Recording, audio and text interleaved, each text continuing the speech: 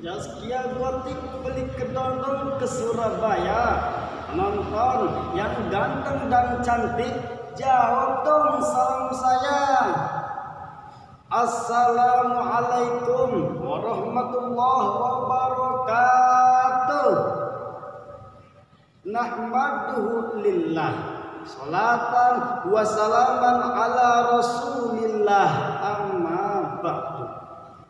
Dewan Hakim yang saya muliakan, teman-teman seperjuangan, para dai-daiyah yang saya banggakan, dan tak lupa pula para netizen dan para penonton online yang sangat keren.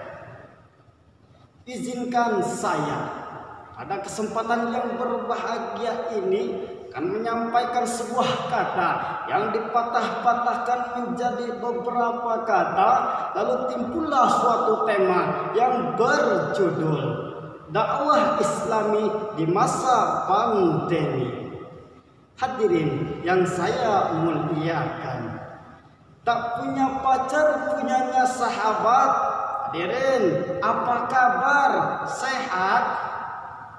Alhamdulillah. Semoga Allah Subhanahu wa Ta'ala senantiasa memberikan kesehatan kepada kita semua, terutama kita terbebas dari yang namanya virus corona. Amin ya rabbal.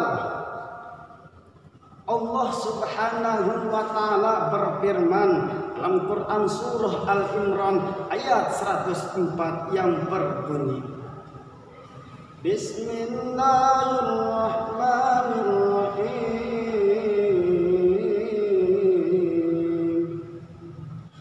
Wal takum minkum ummatun yad'una ilal khairi wa ya'muruna bil ma'rufi wa yanhauna 'anil munkar wa ulaika humul muflihun. Artinya, dan hendaklah ada di antara kamu segolongan umat yang menyuruh kepada kebajikan, menyuruh kepada yang ma'ruf dan mencegah dari yang mungkar, dan merekalah orang-orang yang beruntung. Hadirin sebangsa dan setanah air yang saya banggakan, dalam tafsir Al-Misbah, Profesor Dr. Quraisyah menjelaskan bahwa kata minkum kalau kita terjemahkan secara harfiah berarti dari kelompok kamu. Ayat ini berpesan bahwa supaya di antara kita sebagai umat Islam ada di antara kita satu golongan umat yang menyeru kepada kebajikan dan memberikan kepada yang namanya peringatan. Ada lagi yang menafsirkan bahwasannya kata minkum berarti kamu semuanya.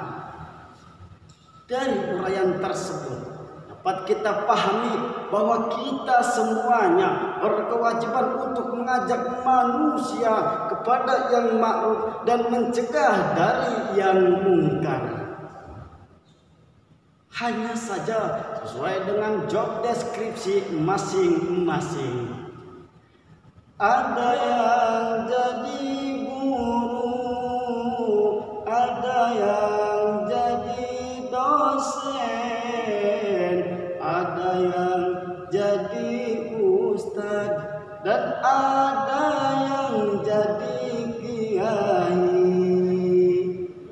Ya, mengapa demikian hadirin? Karena agar dakwah dapat diterima oleh masyarakat luas, baik dari golongan anak-anak sampai ke golongan orang tua, terutama golongan pemuda. Karena menurut secara fakta dan realita yang ada, banyak di luar sana yang pemuda aktivitasnya main judi, remi, cisong, mahyong, 41 dan kiu-kiu. Eksesnya hadirin, kalau tembus sedan tidak tembus edan. Pikirannya kotor, sifatnya diktator, jiwanya kendor, mentalnya molor. Kerjanya hanya lihat goyang ngepor dan goyang ngecor. Betul hadirin? Padahal hadirin, kita semua sebagai generasi muda kadang-kadang sebagai sosok agen of change, agen sebuah perubahan. Maju dan mundurnya suatu bangsa dan negara tergantung kepada kita semua sebagai generasi muda. Pertanyaannya, bagaimana cara kita sehingga kita mampu menjadikan para pemuda yang berakhlak Qur'ani, yang mampu menghadang dekadensi moral dan mampu mensiarkan berdakwah lewat lembar, mimbar maupun layar? Jawabannya, Imam Ahmad bin Muhammad Al-Ghazali Asy-Syafi'i, atau yang sering kita kenal dengan Imam Ghazali, menerangkan dalam kitab yang fundamental, yakni Ihya Ulumuddin. Terdapat 6 aspek pendidikan terhadap anak. Di antaranya aspek adab, ilmu, disiplinan, kesehatan, sosial dan spiritual, yang nantinya ketika menjadi pejabat tak akan korupsi dalam jabatannya, ketika menjadi pengusaha tak akan curang dalam usahanya, begitupun ketika menjadi ahli ilmu tak akan menjual ilmunya, akan tetapi hanya karena Allah Subhanahu wa ta'ala. Hadirin, sebelum saya tutup pemaparan kali ini, izinkan saya untuk menyampaikan sebuah pesan. Jadikan dakwah sebagai sarana untuk mengajak, bukan untuk mengejek, sebagai sarana untuk menasehati, bukan untuk mencaci maki, sehingga lahirlah dewasa dalam berpikir, bijak dalam menyampaikan pendapat, dan cermat dalam mengambil sikap. Hadirin, kurang dan lebihnya mohon dimaafkan. Ihdinas siratal mustaqim, khudh ma sofa wa da' ma qadar. Sensitive to the important things that will make use the emphasis. Thanks for your attention. Dijubah celana cutray, view dadah, goodbye. Wassalamualaikum warahmatullahi wabarakatuh.